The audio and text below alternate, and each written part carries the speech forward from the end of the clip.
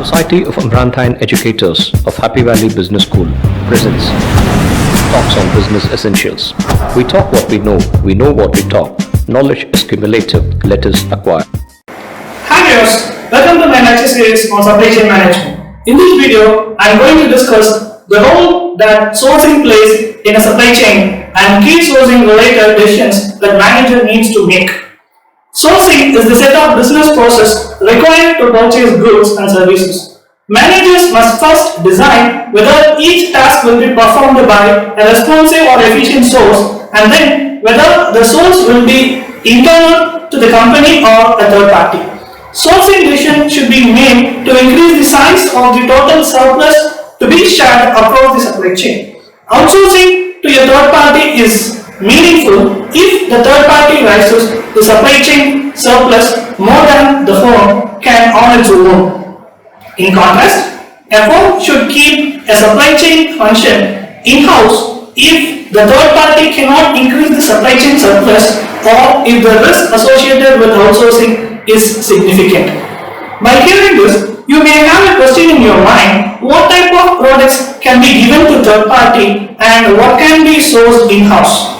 To answer this question, I would like to take you to a familiar model called Matrix. This model classifies the sourcing scope from a company according to two factors: profit impact and supply risk.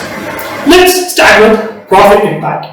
You have to measure the impact on both manufacturing cost of the product and its impact on the profit margin. For an example, a manufacturing Lego brick company, plastic would have a high financial impact on its company, both because it accounts for most of the product cost and because of the current volatility of the oil greatly affects the profit margin. What is risk? Risk refers to the likelihood of something unexpected happening in the supply chain that disturb the operation. If you are in a furniture business, an important area of spend is lumber supplier. If the disruption happens with one of them, your company could be against serious issues. Risk depend on various factors including geographic location, supply chain length, and business model. Vendors based in developed countries, logistical delays, and political uncertainty are unlikely to cause issues that will affect operations. But in your vendor's facility or based in a developing country, the risk of legislative changes, political unrest, and even transportation routes are factors that affect you as a buyer. By combining both the factors, we produce a chart with the four perfectly differentiated groups.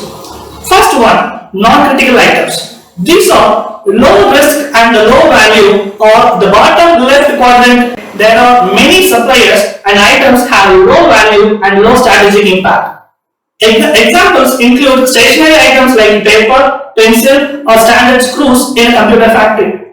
Next one is leverage items. These are standard commodities with an abundant source of suppliers. They are usually highly standardized and easily available products. Supply risk is low, though there is a high impact on cost and benefits. For example, plastics or raw material for the Lego bricks is the investing factor. The third one is bottleneck items. These are products with a limited source of supply. Their supply risk is high but do not have major financial impact. For example, an integral part of technology hardware, the power pack of a laptop. The fourth important area is strategic items. These are critical products for a company and are the key focus for the procurement team. There is a high risk against supply and high impact on the cost. For example, the Qualcomm chipsets for mobile phones. Actually, this is high demand and high strategic product. I believe you. Now you got clear idea on sourcing and you got the answer for the question: what can we do in-house and what we can go for outsourcing. All the best. See you in the next video. Bye bye.